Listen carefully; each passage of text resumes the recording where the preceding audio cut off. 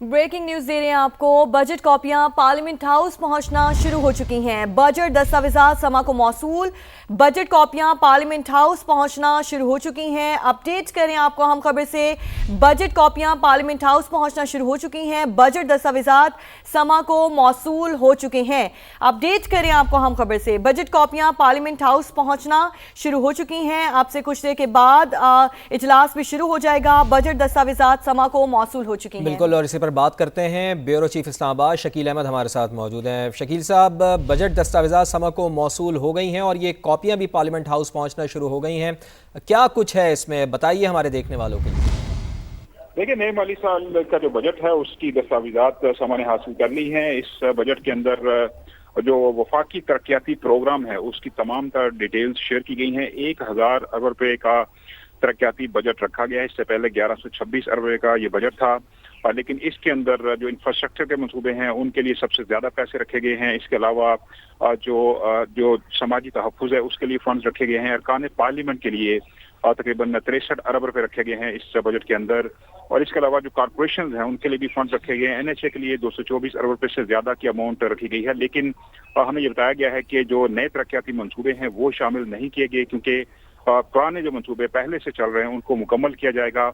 और वफाकी तरक्याती प्रोग्राम जो है वो डिमांड्स बहुत ज्यादा थी, 4000 अरब रुपए से ज्यादा की डिमांड थी मुख्तलिफ मिनिस्ट्रीज की तरफ से, डिविजन्स की तरफ से, लेकिन माली गुंजाइश ना होने की वजह से, वसाइल ना होने की वजह से इसको 1000 अरब तक महदूद किया गया है। और वफाकी हुकूमत ने सूबों के साथ मुशावरत करके अपना बजट भी कम किया, सूबों का भी 4.7 ट्रिलियन से कम करके 3.6 ट्रिलियन किया गया। तो इस PSTP के अंदर तमाम तर मनसूबों की तफसीलात बताई गई हैं। तकरीबन 30 से जायद मुख्तलिफ वफाकी वजारतें और डिवीजन हैं, उनका बजट इसके अंदर मेंशन किया गया है। इसके अलावा कॉर्पोरेशंस का बजट मेंशन किया गया है। स्पेशल इनिशिएटिव्स हैं जो पहले से चल रहे हैं, आबी वसाइल के मंसूबे हैं, पावर डिवीजन के मंसूबे हैं, और साथ साथ HEC के लिए 40 अरब से ज्यादा रखे गए हैं। और वफाकी जो तालीम और तरबियत है उसके लिए भी पैसे रखे गए हैं। और जो सेहत का शोबा है उसके लिए भी तकरीबन 22 अरब रुपए मुख्तस किए गए हैं। और साथ साथ अरकान पार्लियामेंट का जो बजट 70 अरब तजवीज़ किया गया था पहले, उसको कम करके 63 अरब किया गया है। और अरकान पार्लियामेंट के हलकों के मुख्तलिफ जो तरक्याती स्कीमें हैं वो मुकम्मल की जाएंगी। और साथ साथ हमें ये भी बताया गया है कि PSTP जो है उसके अंदर अब IMF की मुशावरत से चूंकि ये टारगेट रखा गया, तो इस साल इसको मुकम्मल करने का हदफ है। तमाम पैसे खर्च किए जाएंगे और अगले माली साल में इसमें मजीद इजाफा किया जाएगा। जी अच्छा, शकील साहब, तनख्वाहों में इजाफे से मुताल्लिक क्या इत्तलात हैं? देखिए, तनख्वाहों में इजाफे के लिए हुकूमत, वफाकी हुकूमत और मुलाजमीन के दरमियान मुज़ाकरात का अमल जारी है।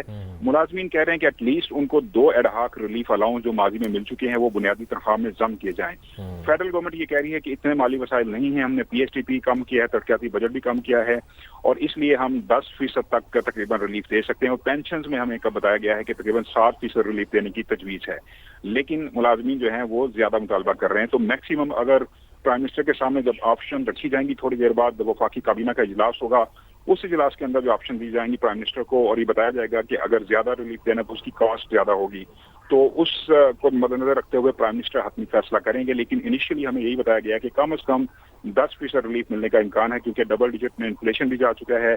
मई 2026 के महीने में तकरीबन 12% तक इन्फ्लेशन रेट गया है, लेकिन ऑन एवरेज हुकूमत का क्लेम यह है कि ये 7% है। तो 7% इन्फ्लेशन के हिसाब से 7 से 10% यानी पेंशन और जो तनख्वाहें सरकारी मुलाजमीन उसमें इजाफा किया जा सकता है। लेकिन एहतजाज भी चल रहा है यहाँ पे सेक्रेटेरिएट में, और बहुत सारे मुलाजमीन यहाँ पे जमा हैं। वो मुसलसल डिमांड यही कर रहे हैं कि उनके अलाउंसेस में इजाफा किया जाए, medical allowance, house rent allowance, convince allowance, साथ साथ तनख्वाहें मर्ज की जाएं, डिस्पैरिटी रिडक्शन अलाउंस जो है उसमें इजाफा किया जाए, क्योंकि बाज़ जो वफाकी महकमे ऐसे हैं जिनके जो तनख्वाहें ज्यादा हैं और सेक्रेटरीट के पुराने मुलाजमीन जो हैं डिपार्टमेंट्स उनकी तनख्वाहें कम है, तो तनख्वाहों में तफरीक खत्म होनी चाहिए।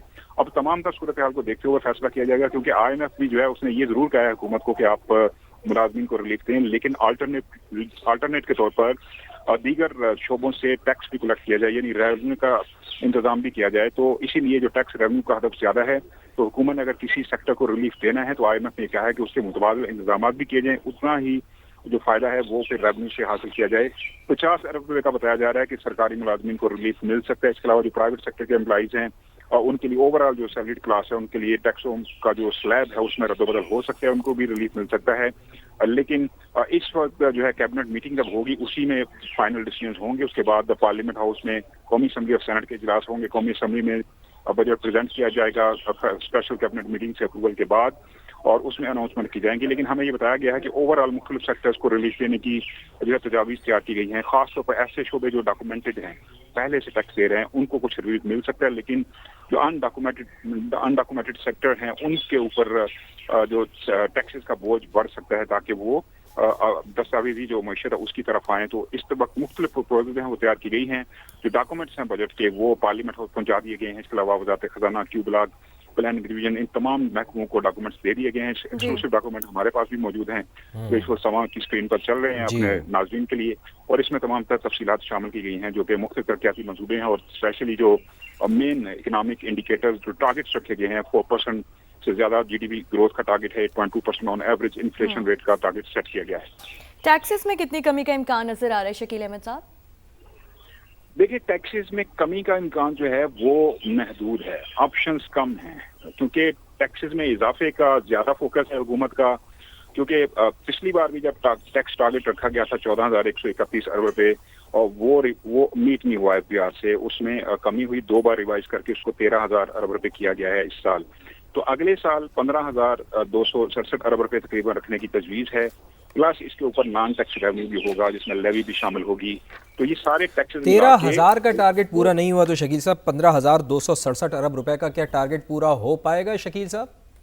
دیکھیے فواد, بالکل ایسا ہی آپ درست کہہ رہے ہیں کہ ان ریئلسٹک ٹارگیٹ جو ہے نا IMF کے پریشر میں آ کر, اس کے دباؤ میں آ کر رکھی ہے گورنمنٹ. ہر سال وہ میٹ نہیں ہوتا, پھر ان سے ویورز لینے پڑتے ہیں. اس سال بھی ایسا ہی ہوا ہے, 2 بار ریوائز کیا گیا, اور پھر بھی ایف بی آر کے حکام کلیم کر رہے تھے کہ جی ہم نے 99% اچیو کر لیا. 99 کا مطلب یہ ہے کہ 13,000 جو 2 دفعہ ریوائز ہوا 13,000 ارب, اس کا 99% اچیو کیا ہے 11 ماہ میں. ایکچوئل جو ٹارگیٹ تھا اس میں 1.1 ٹریلین روپیز کی شارٹ فال ہوا, کمی ہوئی. پچھلے سال بھی ایسا ہی ہوا تھا, 1.1 ٹریلین کا شارٹ فال ہوا تھا. تو 2 سال میں آپ دیکھیں کہ ایف بی آر 2,200 ارب روپے کم ٹیکس اس نے جمع کیا ہے, شارٹ فال ہوا ہے. تو اس بار بھی بڑا ٹارگیٹ ہے. جو آپ کا کوشچن تھا یہ بھی ان ریئلسٹک لگ رہا ہے, اور ابھی سے ایف بی آر کے حکام سے ہماری جو بات ہوئی آف دی ریکارڈ, ان کا یہی کہنا تھا کہ یہ ٹارگیٹ بڑا ہے, اس کو میٹ کرنا مشکل ہو جائے گا.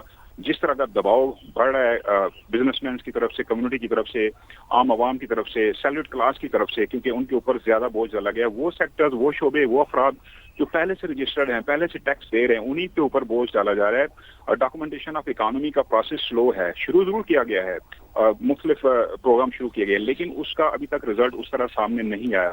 ان ڈاکومنٹڈ جو سیکٹرز ہیں ان کو ٹیکس نیٹ میں لانا بڑا ٹارگیٹ ہوگا. ایک اسکیم اناؤنس کی جا رہی ہے اس بجٹ کے اندر جس کی کچھ چیزیں سامنے آ چکی ہیں. 35 لاکھ سے زیادہ چھوٹے ٹریڈرز ہیں, تاجرز ہیں, اور ان کو ٹیکس نیٹ میں لانے کا پلان ہے. اور 20,000 سالانہ ٹرن اوور یا سیل پر صرف 1% ٹیکس ہوگا. 25,000 روپے بنتا ہے سالانہ, اور ماہانہ آپ دیکھ لیں کہ بہت کم ہوگا. اگر یہ اسکیم کامیاب ہو جاتی ہے تو 50 ارب روپے انیشلی حکومت کا خیال ہے کہ اس کو حاصل ہوں گے. لیکن دوسری طرف جو ٹیئر 1 کے ریٹیلرز ہیں, جو باقی ان ڈاکومنٹڈ اکانومی ہے پاکستان کے اندر, اگر اس کو ڈاکومنٹ نہیں کیا جاتا تو پھر وہی الٹیمیٹلی پرانے ٹیکس پیئرز پہ, ایگزسٹنگ ٹیکس پیئرز کے اوپر بوجھ آ سکتا ہے. تو یہ صورتحال ہے. کافی ٹف ٹارگیٹس ہیں, کافی ٹف کنڈیشنز ہیں IMF کی, اور حکومت جو ہے وہ ایک ایک فیصلہ جو ہے وہ IMF کی مشاورت سے کر رہی ہے. IMF جو کہتا ہے اس کے مطابق حکومت فیصلے کر رہی ہے. رات بھی میٹنگ ہوئی ہے, تو فائنل میٹنگ ہوئی, اس میں بھی IMF کے حکام نے حکومت کو اجازت دی ہے کہ آپ سیلریڈ کلاس کو ریلیف دے دیں, لیکن اس کے علاوہ جو باقی سیکٹرز ہیں جن سے ٹیکس کلیکٹ کرنے کی ضرورت ہے اس پہ بھی فوکس کریں. شکیل احمد صاحب, یہ بھی کہیے گا کہ پچھلے بجٹ کی نسبت اس بجٹ میں کچھ بہتر ہوتا ہوا نظر آ رہا ہے؟ دیکھیں, بہتری کے امکانات تو ہوتے ہیں, گنجائش ہوتی ہے, لیکن حکومت نے دیکھنا یہ ہے کہ ان کے پاس باسکٹ کیا ہے لوگوں کو ریلیف دینے کے لیے, اور وہ ذرا محدود ہے. وجہ یہ ہے کہ آپ کو پتا ہے کہ پاکستان کو بیرونی قرضوں کے اوپر انحصار کرنا پڑتا ہے. ہر سال پاکستان بڑے پیمانے پر بیرونی قرضے لیتا ہے. یہ جو کلوز ہو رہا ہے سال, اس میں تقریباً 19 ارب ڈالر سے زیادہ کی ایکسٹرنل فائنینسنگ کی ضروریات تھیں, جو کہ پاکستان نے کچھ قرضے لیے, کمرشل قرضے لیے, دوست ممالک سے مدد لی, کچھ ڈپازٹ سعودی عرب نے اضافی دیے, 8 ارب ڈالر سے زیادہ کے سعودی عرب کے ڈپازٹس ہیں, پھر اسی طرح 4 بلین ڈالر کے چائنا کے ہیں, باقی کچھ ممالک کو پاکستان نے پیسہ واپس کیا. اگلے مالی سال ضروریات مزید بڑھ رہی ہیں, تقریباً 123 ارب ڈالر پاکستان کو چاہیے نیکسٹ 5 ایئرز میں. تو ایک ڈبیٹ یہ چل رہی تھی کہ شاید پاکستان جو ہے وہ IMF پروگرام کو اس پر خیر بات کہہ دے. ایک پولیٹیکل قسم کے سلوگنز لگائے جاتے ہیں جی آخری پروگرام ہوگا, لیکن گراؤنڈ ریئلٹیز ڈفرینٹ ہیں. پاکستان کو ہر سال 20 ارب ڈالر سے زیادہ کی تقریباً مالی ایکسٹرنل ضروریات ہیں, یعنی ڈالرز پاکستان کو چاہیے معیشت کو چلانے کے لیے. تو وہ جب تک ایکسپورٹس نہیں بڑھیں گی, جب تک انویسٹمنٹ نہیں آئے گی, وہ ممکن ہوتا نظر نہیں آ رہا. اور تیسرا یہ ہے کہ ٹیکس نیٹ میں اضافہ کیا جائے, کلیکشن بڑھائی جائے, تاکہ پاکستان کے اندر ریونیو جنریٹ ہوں اور پھر اس کو ڈیولپمنٹ ایکسپینڈیچر، لوگوں کی فلاح، صحت، ایجوکیشن اور مختلف جو پروجیکٹس ہیں ان پہ خرچ کیا جائے. لیکن لگتا یوں ہے کہ پاکستان IMF کے چنگل سے نہیں نکل پائے گا اور آنے والے برسوں میں بھی ہمیں نیا پروگرام سائن کرنا پڑے گا. ابھی یہ 25واں پروگرام چل رہا ہے تو یہ سلسلہ شاید جاری رہے